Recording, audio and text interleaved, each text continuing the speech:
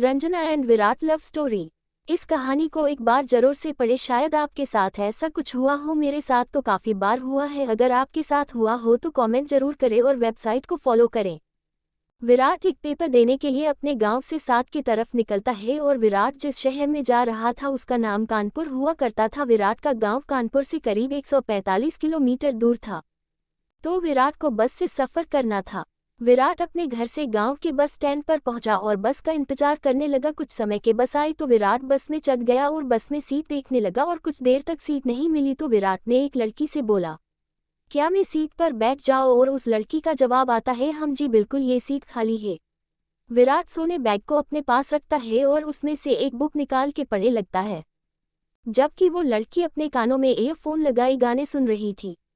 और काफी समय तक विराट बुक को पढ़ता रहा और बहुत सी सीट खाली हो गई, पर विराट और वो लड़की नहीं उतरी। और फिर विराट ने जब सीट खाली देखी तो उस सीट को छोड़ के खाली सीट पर बैठ गया।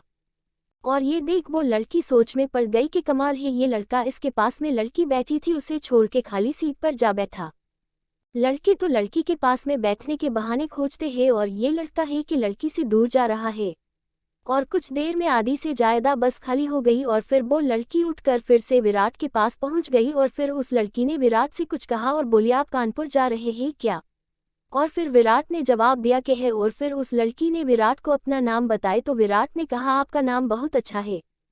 और फिर रंजना ने विराट से कहा, आपका नाम क्या है? विराट, ओह तो आप हमारे फेमस कोयली है। ये सुन के विराट हंसने लगा।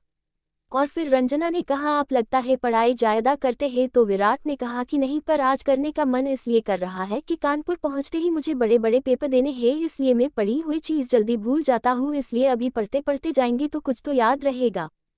रंजना ने विराट से कहा, आप बहुत अच्छे काम करते हैं। आपको बात सुनकर मैं हैरान हो गई। एक ये बताया, आप कानपुर में कहाँ पर जा रहे हैं? विराट, में कानपुर में जीआईसी कॉलेज में जा रहा हूँ। नहीं, मेरा पेपर है। रंजना, ओ तेरी बही, तो मेरा पेपर है, आप और हम एक साथ जा रहे हैं तो इसका मतलब है हम दोनों साथ में लौटेंगे, क्योंकि बही मेरा पेपर है लेकिन आप तो बही रुकने वाले हो। विराट, है कि मैं दिनों पेपर देकर ही घर जाऊंगा।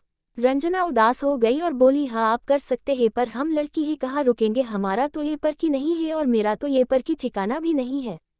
विराट ने रंजना से कहा, मैं कानपुर में एक रूम बुक किया हूँ, अगर आपको कोई इतराज ना हो तो एक दिन के लिए मैं अपना रूम आपके साथ शेयर कर सकता हूँ। ये सुन के रंजना बहुत खुश हो गई और विराट का हाथ पकड़ के बोली, आप सच में जिन्यास हो। रंजना ने तुरंत सोने घर पर कॉल किया और अपने माँ से कहा, माँ आज मैं घर नहीं आऊंगी क्योंकि मुझे रुकने के लिए जगह मिल गई, क्योंकि मेरी एक फ्रेंड मिल गई है, इसलिए मैं उसके रूम पर रुक जाऊंगी और फिर मैं परसों घर आ जाऊंगी। ठीक है माँ, आप परेशान मत होना। और तभी विराट ने रंजना से कहा, आपने अपने माँ से झूठ क्यों बोला? आप उन्हें सच तो बता सकती थी।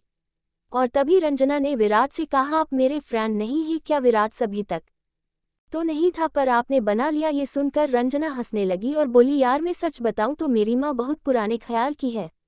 अगर मैं उनसे कहती कि मैं एक कुबेर लड़के के साथ होटल में रुक रही हूँ तो वो बहुत ज्यादा परेशान हो जाती और मुझे तुम्हारे साथ रोकने नहीं देती, इसलिए मैंने झूठ बोला। लेकिन आपको कोई परेशानी है क्या मेरे झूठ बोलने से? विराट ने कहा कि नहीं, मुझे कोई परेशानी नहीं है। और फिर कुछ ही समय में विराट और रंजना कानपुर पहुंच गए और दोनों पेपर देने के लिए कॉलेज में चले गए। और फिर कई घंटे में पेपर पूरा हो गया और दोनों शाम को 5 बजे कॉलेज से बाहर आए। और फिर विराट रंजना को लेके अपने रूम पर ले गया और दिनों को काफी भूख लग रही थी तो विराट रंजना से कहा, चलो फ्रेश हो है, फिर हम लोग खाना खाने के लिए बाहर चल रहे हैं। ये सुन के रंजना बहुत खुश हो गई और बोली, तुम तो मुझे बहुत कमाल के दोस्त मिले यार, चलो मैं अभी रेडी हो जाती हूँ। और कुछ समय में रंजना रेडी हो गई और फिर दोनों खाना खाने के लिए बाहर गई, जहां पर रंजना और विराट ने एक दूसरे से बातें की और बहुत खुशी से खाना खाया। उस दिन दोनों बहुत खुश थे और कुछ ही समय के बाद विराट और रंजना फिर से अपने रूम के लिए निकल गए।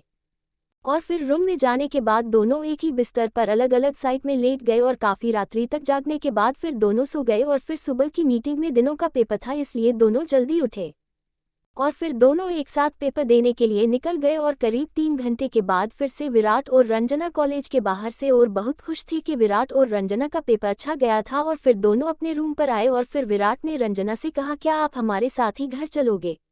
ये सुन के रंजना उदास हो गई और फिर विराट ने रंजना से कहा, अच्छा ठीक है, हम दोनों आज और रुकेंगे। ये सुनकर रंजना बहुत खुश हो गई और विराट के गले लग गई। और तभी विराट ने रंजना से कहा, तुम ऐसे उदास मत हो, लेकिन जो सच है उसे तो तुम भी नहीं झुठला सकती। विराट, हम एक दिन नहीं 2 दिन रुक जाएंगे, पर हम एक दिन तो दूर हो ही जाएंगे। और फिर रंजना ने विराट से कहा, हम एक दिन और तुम्हारे साथ खुल के जीना चाहते हैं। और फिर विराट और रंजना कानपुर के सिनेमा हॉल में मूवी देखने गए और पूरे दिन मस्ती किया और सो के बाद शाम को खाना खाने के बाद दिनों रूम पर आए और सोने लगे। और फिर जब विराट दो गया तो रंजना ने चुपके से आके विराट के सिर पे किस किया और फिर वो भी सो गई, और जब रंजना सो गई तो विराट ने उसके सिर पे किस किया और दोनों सो गए। दोनों को पता था कि दिनों को बिछड़ ही जाना है, और इस तरह दो प्यार करने वाले स्टूडेंट का प्यार अधूरा ही रह गया। दोस्तों, आई होप आप सबको कहानी पसंद आए हो। Thanks for watching. Please like and subscribe the channel for more watching.